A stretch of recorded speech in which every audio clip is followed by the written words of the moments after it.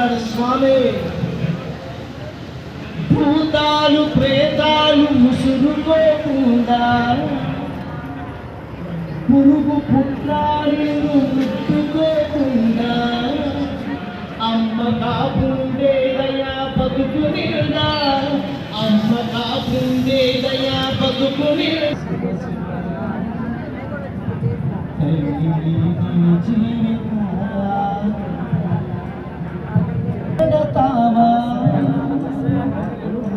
నూలు బట్టలు కాక తోలు కడతావా, కన్న తల్లి నీకు ఒక్కరుతే. మీ అబ్బాయి మీరు విషయం తాగితే మీరు ఊరుకుంటారా? ఆ రోజు క్షీరసాగర మధురం జరిగినప్పుడు అందరూ అమృతం తాగేస్తే విషం వస్తే ఆయన తాగాడు. తాగుతూ ఉంటే తల్లి ఉండుంటే ఒరే నాన్న తాగద్దురా అని చెప్పి విషం బాటిల్ పక్కన పడేసేది ఆ కుండ. తల్లి లేదు కదా, తప్పని తాగేసాడు ఆయన. కాలకూటపు ముద్ద నోట పెడతావా ఉంటాడో, భవతి భిక్షాందేహి అని అడుగుతాడు. వాడెవడో వచ్చింది మనిషి అనుకుంటాం మనం. భవతి భిక్షాందేహి.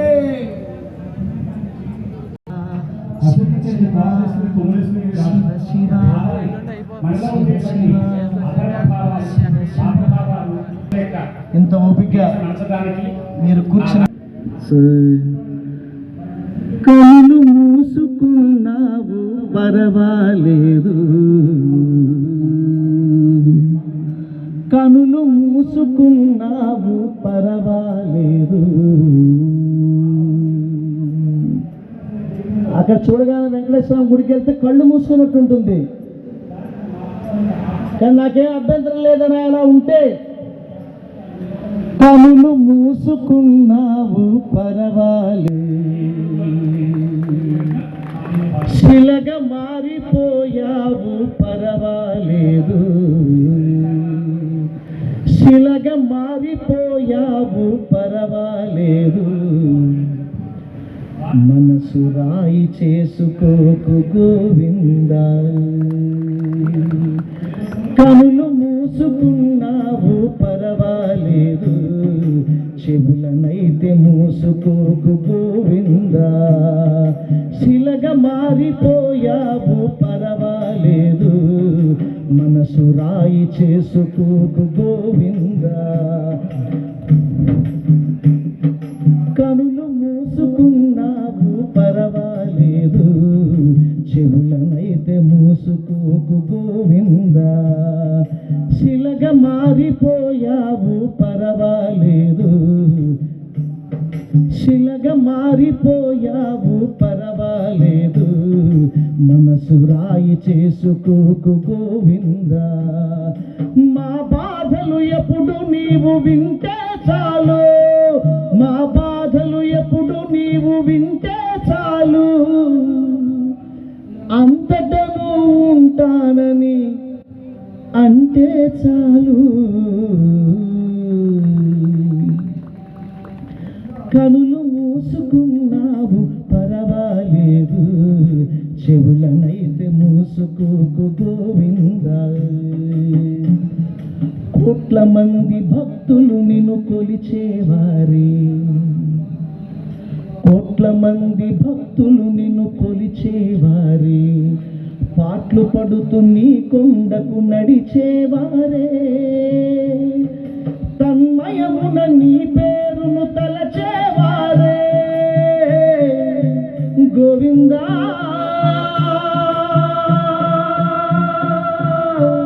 గోవిందా,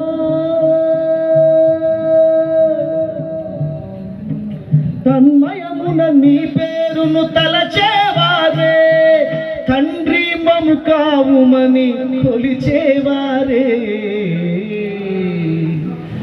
మా మొక్కులు తీసుకుంటే పర్వాలేదు, మా మొక్కులు తీసుకుంటే పర్వాలేదు, వడ్డీ కాసులడగ మాకు గోవిందా. మా మొక్కులు తీసుకుంటే పర్వాలేదు, వడ్డీ కాసులడగ మాకు గోవిందా, కనులు మూసుకున్నావు పరవాలేదు, చెవులనైతే మూసుకోకు గోవిందా, శిలగా మారిపోయావు పరవాలేదు, శిలగా మారిపోయావు పరవాలేదు, మనసు రాయి చేసుకోకు గోవిందా, మా బాధలు ఎప్పుడు నీవు వింటే చాలు, అంతటను ఉంటానని అంటే చాలు, కనులు మూసుకున్నావు పరవాలేదు, చెవులనైతే మూసుకోకు గోవిందా. ప్రతిరోజు తిరునాళ్ళు కోవెలలోని ప్రతి మనసు ఊరడిల్లు నీ సేవలోనే, మనసు లీనమయ్యేది ధ్యానంలోనే, మనసు లీనమయ్యేది ధ్యానంలోనే. ఒక్కసారి అందరూ కళ్ళు మూసుకోండి, కళ్ళు తెరవద్దు. ఒక్కసారి మీకు నచ్చిన దైవాన్నో, మీకు నచ్చిన వ్యక్తినో, మీకు నచ్చిన వస్తువునో ఒక్క నిమిషం తలుచుకోండి.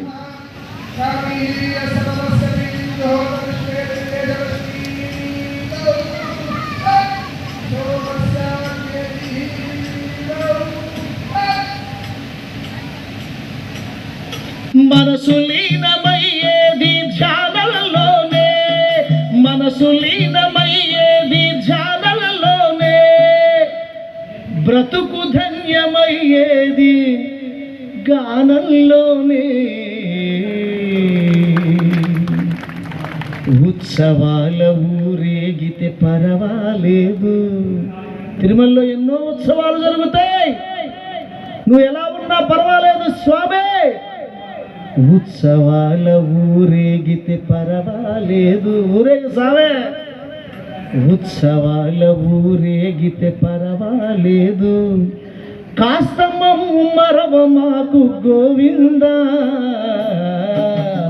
ఉత్సవాల ఊరేగితే పరవాలేదు, కాస్త మరవ మాకు గోవిందా, కనులు మూసుకున్నావు పరవాలేదు, చెవులనైతే మూసుకోకు గోవిందా, శిలగా మారిపోయావు పరవాలేదు, మనసు రాయి చేసుకోకు గోవిందా. మా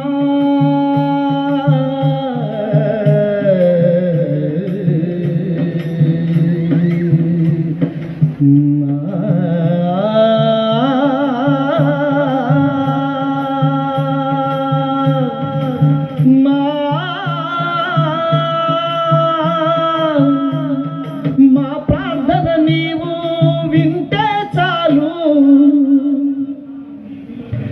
అంతటను ఉంటానని అంటే చాలు,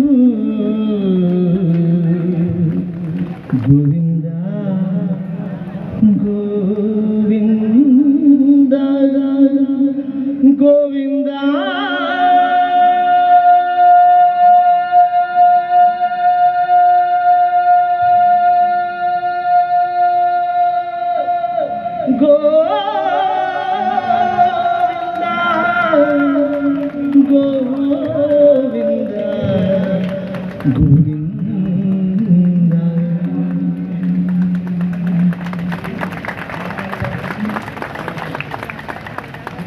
గజల్ శ్రీనివాస్గా మిమ్మల్ని కోరేది ఏంటంటే, సేవ్ టెంపుల్స్ భారత్ సంస్థ చైర్మన్గా మీలో చాలామందికి అనేక మతాల వాళ్ళు ఉండుంటారు ఆడియన్స్లో. చాలామందికి నేను చెప్పలేదు ఈరోజు నా ప్రోగ్రాం ఉందని, ఇక్కడే అనౌన్స్ చేయడమే కానీ నేను ఎవరికి మెసేజ్ కూడా పెట్టానా వర్మ గారు మీకు ఏమన్నా ఇవాళ నా ప్రోగ్రాం ఉందని పెట్టలేదు కదా. రోజు వర్మ గారు నాకు పెడతా, నేను కూడా పెడతాను లక్ష్మణ్ వర్మ గారికి మెసేజ్. మీరు గుర్తుపెట్టుకోండి, మీలో ఇక్కడ ఎంతమంది హిందువులు ఉన్నారో చేతులెత్తండి. హిందువులు ఎంతమంది ఉన్నారో చేతులు ఎత్తండి. సార్ హిందూ కదా ఆయన? చేతులు ఎత్తండి. అందరూ ఆడపిల్లలు మగపిల్లలు అందరూ ఎంతమంది హిందువులు చేతులు ఎత్తండి. 2 చేతులు ఇలాగా. హిందూ అంటే భూతేం కాదండి బాబు, మన జీవితం. నేను కూడా సూఫీ మ్యూజిక్ పాడతాను. కడప దర్గాకి వెళ్ళి పాడతా, అజ్మీర్ దర్గాకి వెళ్ళి పాడతా, అన్నీ చేస్తాను. హిందువు అని మీరు చేతులు ఎత్తారు కదా, మనం అందరం హిందువులం కాదు అని మీరు అందరూ అనుకుంటారు. హిందూ అయితే మనకి దేశభక్తి ఉండాలి. హిందూ అంటే ఈ మట్టి మీద ప్రేమ ఉండాలి. బొట్టు పెట్టుకోకుండా ఆడైనా మగైనా ఎవరైనా సరే, భర్త ఉన్నా లేకపోయినా, మట్టిలోంచి వచ్చాము, మట్టే బొట్టు. ఆ బొట్టు పెట్టుకునే వచ్చేవాడు హిందువు. గుర్తుపెట్టుకొని, బొట్టు ఉండాలి హిందువు అన్న ఆడికి. నువ్వు హిందూ అయితే చచ్చేదాకా అమ్మ 6 నెలలు పాలిస్తుంది, కానీ మనం చచ్చేదాకా పాలిచ్చేది గోమాత. కనీసం గోమాతకు పూజ చేయని వాడు అసలు హిందువే కాదు నా దృష్టిలో. మీరు హిందువైతే జీవితంలో ఒక్కసారన్నా గోమాతకు పూజ చేయండి. మీరు హిందూ అయితే చచ్చే లోపులో ఒక్క మొక్కన్నా నాటండి, ఒక్క మొక్కన్నా కూడా నాటండి. హిందూ ఉన్నవాడు మొక్క నాటే. ఈ ప్రకృతిలోంచి వచ్చాను, ఈ ప్రకృతి కోసం ఒక్క మొక్క నేను ఇస్తున్నాను అని చెప్తాడు హిందూ అన్నవాడు. మీరు హిందూ అయితే గోదావరికో కృష్ణకో ఈ పక్కనున్న కాలువకో మీ ఇంట్లో ఉన్న బావికో హారతి ఇవ్వండి. రోజుకు ఒక్కసారైనా తులసి మొక్క కన్నా సరే. మీ ఇంట్లో ఉన్న బాగుంటే బావికి హారతి ఇవ్వండి. లేదా ఇంత పాత్రలో నీళ్లు పెట్టి ఒక్కసారి హారతి ఇవ్వండి ఆ మాతకి. మీరు హిందూ అయితే 365 రోజుల్లో ఒక్క పూట రోడ్డు మీద తిరిగే నారాయణుడిని వెతకండి, భిక్షవాడు. మీరు గుర్తుపెట్టుకోండి, అన్నం దానం చేసేటప్పుడు తినేవాడు ఈశ్వరుడే, పెట్టేవాడు ఈశ్వరుడే అన్న విషయం మీరు మర్చిపోవద్దు.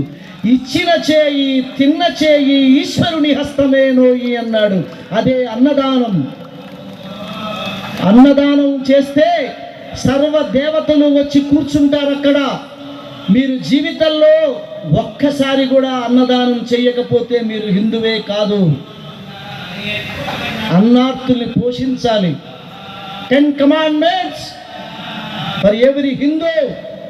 కనీసం చచ్చే లోపల భగవద్గీతలో ఒక్క శ్లోకమన్నా వినండి లేదా చదవండి.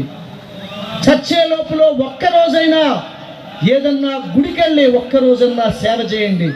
అప్పుడు మాత్రమే మనం హిందువు. ఇప్పుడు చెప్పండి, ఇందులో నేను చెప్పిన ఈ 10లో ఎంతమంది పాటించారో వాళ్ళు మాత్రమే చేతులు ఎత్తండి, మిగిలిన వాడు ఎత్తద్దు. చూసారా, ఇందాక చేతినెత్తిన వాళ్ళందరూ కూడా మనం దేవుడికి భక్తులం. దేవుడు భక్తులు చూసి ముచ్చటపడ్డు. దేవుడు ధర్మాన్ని ఎవరు కాపాడతారో, ధర్మాన్ని ఎవరు రక్షిస్తారో, ఈ యజ్ఞాల్ని యాగాల్ని ఎవరు హత్తుకుంటారో వాడి దగ్గరికి దేవుడే వెళతాడు. ఇందాక పాటలో చెప్పాను చూడు, దేవుడు వస్తాడని. అలాగ మీ ఇంటికి వస్తాడు.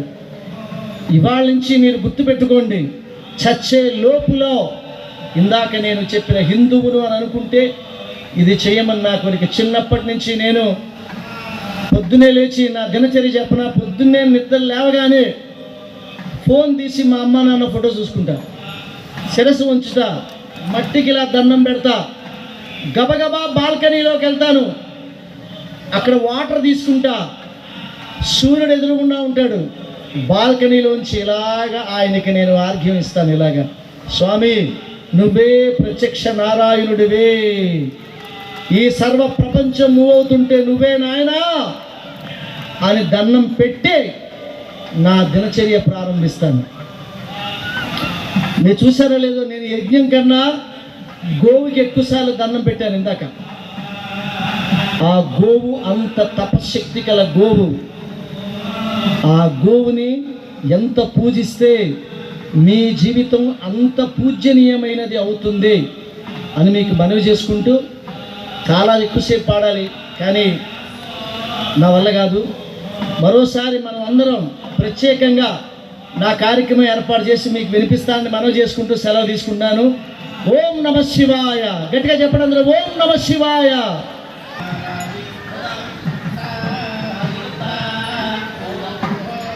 ఒకసారి అందరూ గట్టిగా చెప్పండి. ఒకసారి ఈ ప్రపంచంలో వెళ్ళిపోతా, ఆ రోజంతా మా అమ్మ దగ్గర స్పెండ్ చేసి రెండో రోజు మళ్ళీ విమానం ఎక్కి ఏ దేశం పోతా. పంచించే వాళ్ళు అమ్మలు అన్నాడు. అది అమ్మ గొప్పతనం. ఇంగ్లీష్లో మంచి మాట ఉంది, దేవుడు ఎక్కడ పడితే అక్కడ ఉండలేక అమ్మను సృష్టించాడట. ఎంత గొప్ప మాట చూడండి.